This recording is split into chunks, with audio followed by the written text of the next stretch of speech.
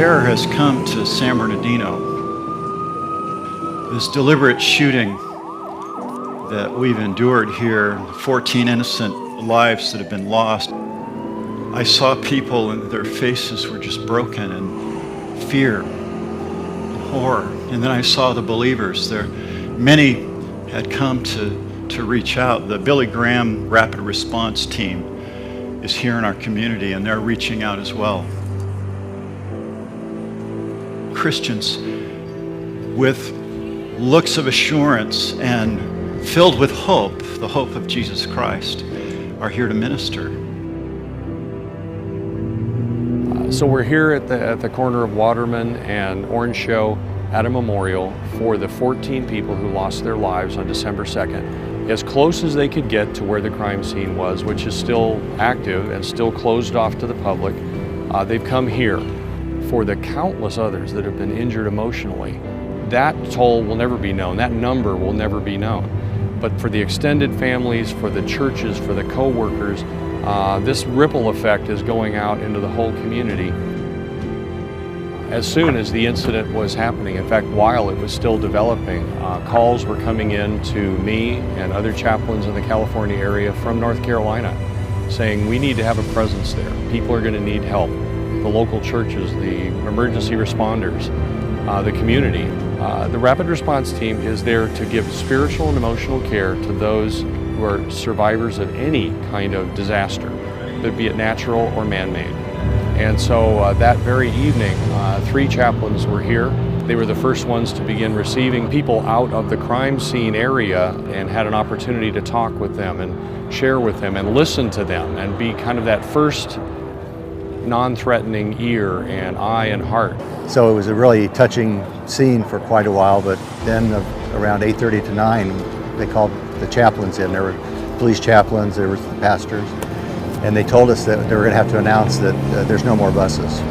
So the people that remained in the basketball court waiting for their loved ones, they were going to be told that they're either dead. They did have a list of some people at the hospital who they could identify. So that's when the tragedy really hit the victims' families.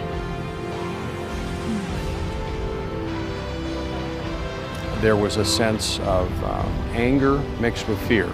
Stepping into that place, we've been able to diffuse fear, not because of our great ability, but just because we were another human voice. And for those in fear, to realize that they never know exactly what tomorrow brings, but now to just cherish these holidays, cherish those children, hug a little deeper, spend more time with people.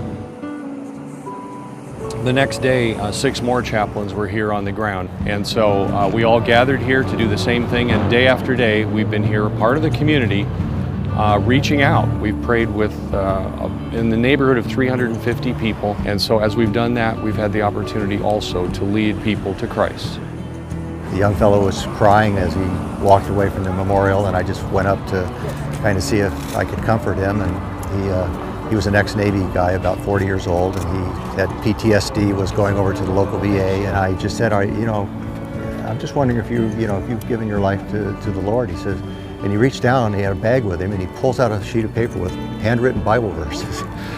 And so he was looking for someone, I think, to help him. And so I just said, if you're willing to accept the Lord, we can do this right now. And we went through the steps.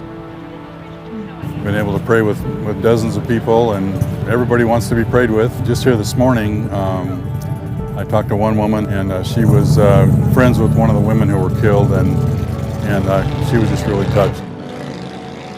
Our job here, more than maybe any other that I've been to, was to just be present.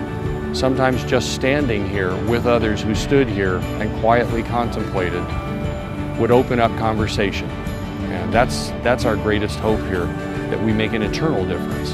But also to pass people on to churches and to local resources so that after we're gone, they'll have a continued presence of caring and love. And so our job here has just been to point them in the direction of other resources and for the moment meet that need of a human touch.